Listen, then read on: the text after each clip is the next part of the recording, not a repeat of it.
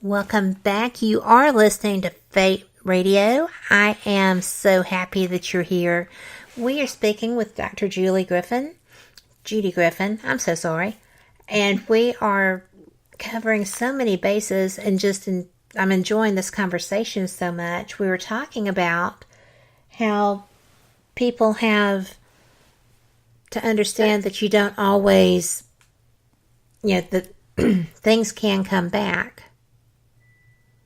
And you had illustrated that with your client who had stopped taking her medication, or not medication, but her treatments that you had compiled for her, and had come out of remission.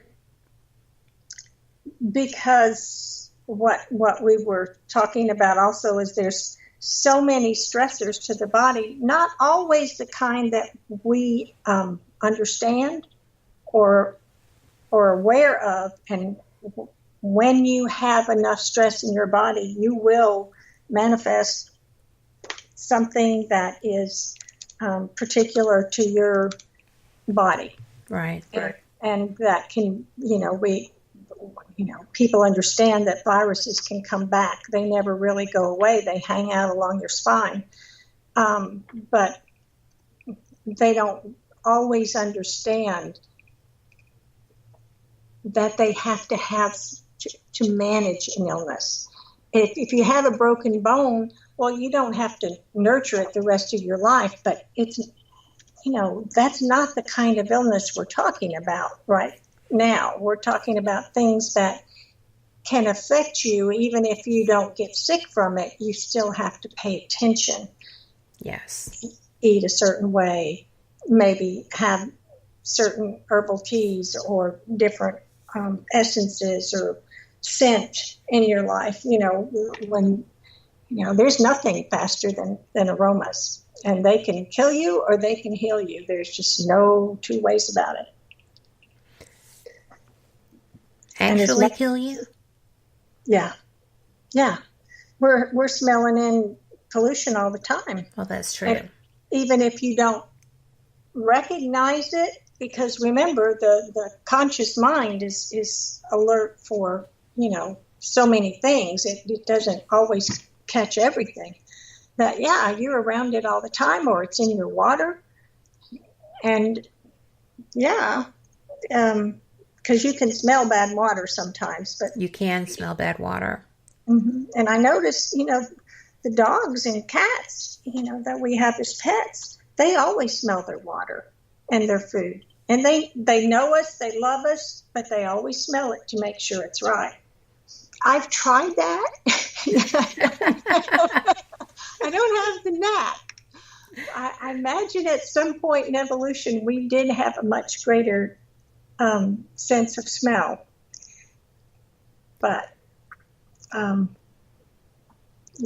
smell can kill you, or it can heal you, because it goes directly to your brain. Your nose is the only part of your body that's an outgrowth of the brain. The brain is covered everywhere else except to your nose. So whatever we smell, it goes directly to your brain. And the way smell works is it goes to the limbic part of the brain, which is the older brain and not so much the conscious one at all. But that smell could relax you, it could energize you, it could make you feel you're having some memories come back, hopefully good ones. And that's all happens in 1/100th of a second or less. And during that time, every hormone, every function in your body has already got the picture. It's already happening and making changes all the way down on every level. So scent can be very, I think it's kind of overdone a lot with aromatherapy, but it can be that dramatic, that it can make that much difference very quickly.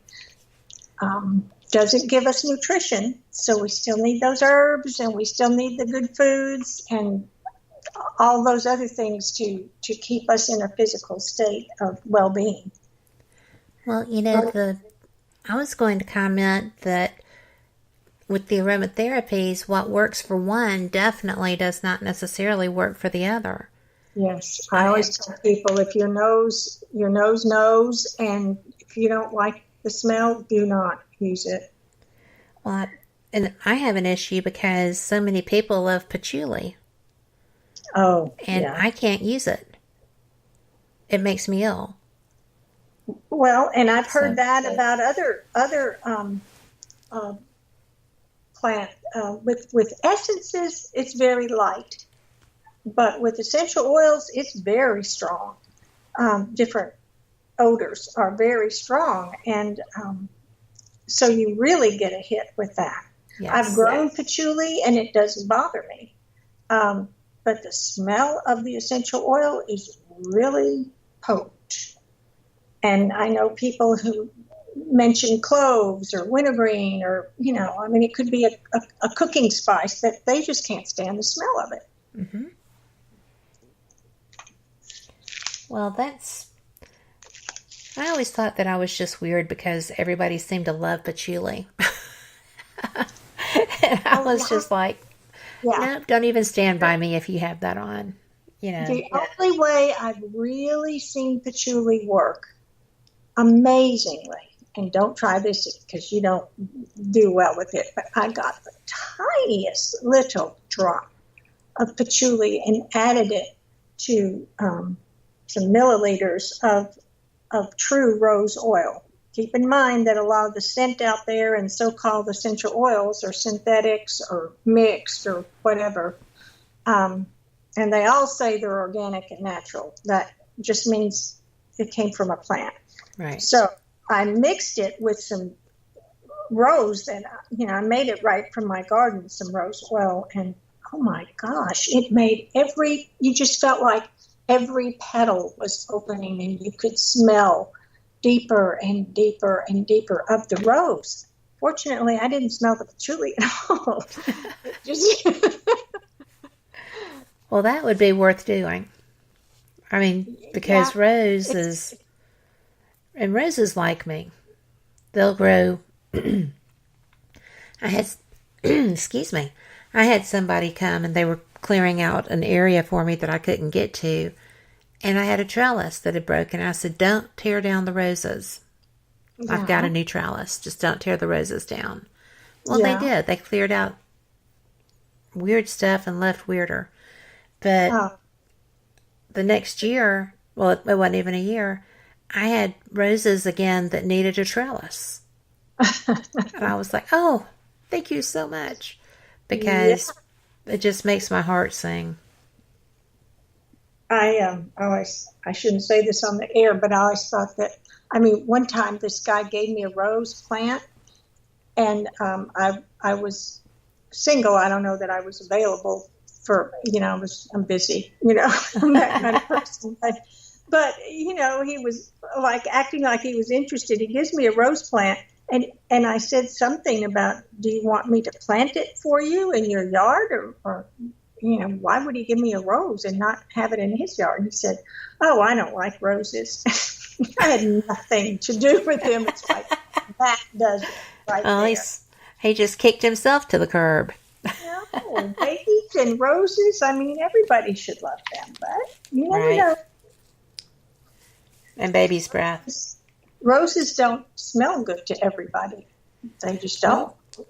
I don't think everything does. We all have different olfactory senses and sensors.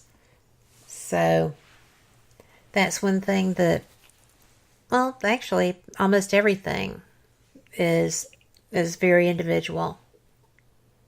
I always had a problem with scent until I started distilling, and I'm distilling not to necessarily make a lot of essential oil, but for the essences and other things, but you get some of everything.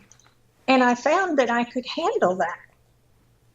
And so I deducted that a lot of the scent I was reacting to, even though they said it was natural, it wasn't. Or it's the stuff like you walk into retail store and they knock you off your feet with some kind of perfume, because those are all chemical. Yes. So it can be something like that too. Well, I learned back in the early 80s that not everything smells fantastic on you just because you liked it on someone else.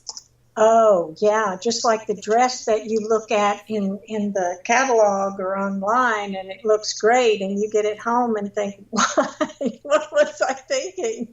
This is not the clothes for me. Exactly. Same thing with the perfumes. I know a lady and she said, Judy, I'd love to get some of your rose, but it smells terrible on me. I was like, really? And she said, yeah, when I put rose on, and I've tried many different kinds, and she said, it does not smell good on me. So there you go. It's all chemistry of some sort. What's interesting to me, Kat, is that the human genome, now don't let me get on this too far. we don't have a chicken has more variety of genes than the human being, meaning that you and I are more related than we think, and we're more alike than we might think. But here we've got all this bio-individuality, and it fascinates me. It's like, wow, we just don't have that many genes, and we still have this much diversity in the human nature. Exactly.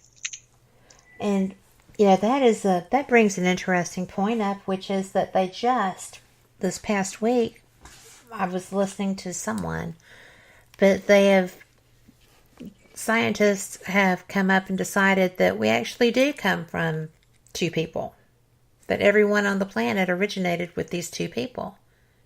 And I'm like, really? Because I've heard that before,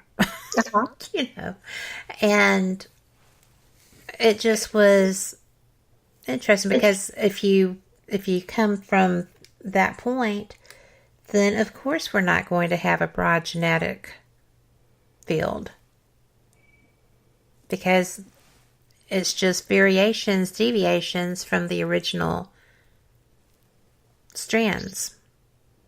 It's like when you get older and you look in the mirror and you look like your mother. Yes. Oh, I thought of that one. One thing we didn't bring up that might be interesting is, have you ever been either with foods or herbs or aromas, essences that, for the longest time it was just the cat's meow. It just worked great. And then I guess you just grow out of it or something. Mm-hmm. And it just doesn't work for you in the same way again. So I've seen a lot of that happen. Yes. Very interesting. Well, I used to like cloying perfumes like Red Door by Elizabeth Arden, which is a lovely cologne, but it's not my color Kool-Aid any longer. And now, if I'm going to wear a perfume, I have one that I wear because it works. It's the one. Yeah. It's the one. Yeah. Yeah. I'm very narrow focused. When I find something I like, I stick with it. Good idea. Yeah, good idea. It's just like certain colors, they just work for you, and that it's all part of the same therapy. It's interesting to see medical all of a sudden come alive to those kind of things. You're going, really? Well, even the blind squirrel will find a nut every so often, right? Yeah. Well, they always think I'm the nut. Well, you're who they're catching up to, so there you go. But, I am having so much fun, and we are almost to our top of the hour break. But when we come back, I would like to talk about your farm, your garden, not your farm. And I'd like to talk about your laboratory. And I'd like to talk about the fact that Baylor University was utilizing your materials for testing and how some of that went. Are you game for that? Sure. Awesome. And then, of course, to get into even more about the scents and stuff. But we will be back. This is going to be a little 5-minute newscast, and good time to